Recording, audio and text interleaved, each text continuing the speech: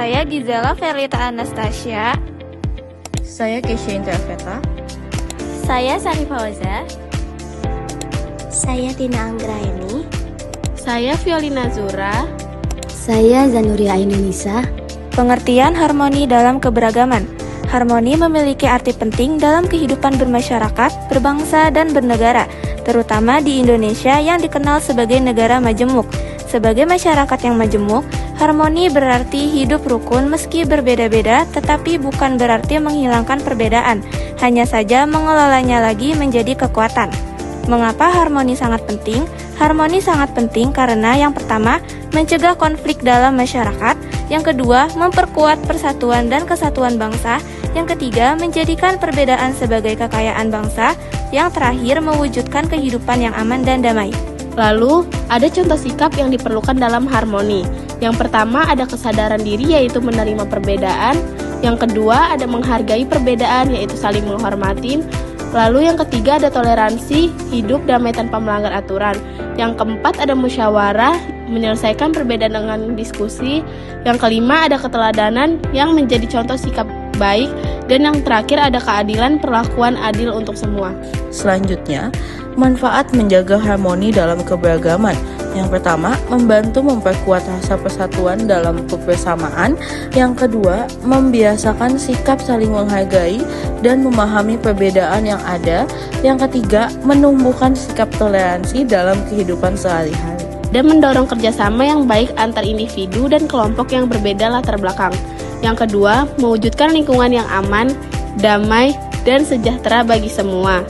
3. Faktor pendorong dan penghambat dalam keberagaman. Yang pertama, faktor pendorong dalam keberagaman. Toleransi dan sikap terbuka. Toleransi adalah kemampuan untuk menerima dan menghargai perbedaan. Sikap terbuka terhadap perbedaan budaya, agama, dan latar belakang sosial mendorong terciptanya lingkungan harmonis. Yang kedua ada pendidikan multikultural, yaitu pendidikan yang menekankan pentingnya memahami dan menghargai keberagaman dapat membentuk sikap positif terhadap perbedaan. Lalu yang ketiga, kebijakan pemerintah. Kebijakan yang mendukung keragaman dan inklusi dapat memperkuat harmonis di masyarakat. Kebijakan seperti perlindungan hak asasi manusia dan anti-diskriminasi membantu menciptakan lingkungan yang adil bagi semua kelompok. Lalu yang keempat ada media dan komunikasi. Media yang menampilkan keberagaman secara positif dan mengedukasi masyarakat tentang perbedaan dapat mendorong penerimaan dan pemahaman. Lalu yang terakhir ada interaksi sosial.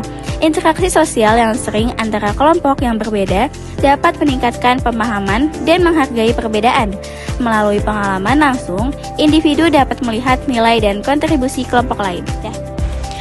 Selanjutnya, B. Faktor penghambat dalam keberagaman. Pertama, egoisme. Sikap yang menempatkan kepentingan pribadi di atas kepentingan orang lain. Yang kedua, etnosentrisme.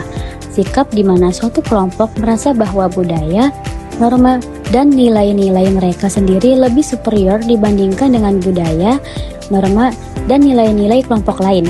Yang ketiga, eksklusivisme. Sikap yang menganggap bahwa hanya kelompok tertentu yang berhak atas kebenaran atau hak istimewa tertentu dan menutup diri terhadap kelompok lain. Yang keempat, stereotip dan prasangka. Sikap yang tidak akurat tentang kelompok tertentu. Yang kelima, diskriminasi. Sikap seseorang diperlakukan secara tidak adil. Yang keenam, ketidakadilan sosial dan ekonomi. Yang ketujuh, kurangnya pendidikan dan kesadaran. Yang kedelapan, faktor historis dan budaya. Kesimpulan, keberagaman adalah kenyataan dalam kehidupan bangsa Indonesia. Harmoni tercipta jika masyarakat saling menghargai dan bekerja sama. Sikap toleransi, keadilan dan musyawarah menjadi kunci utama. Harmoni menjadikan perbedaan sebagai kekuatan bangsa.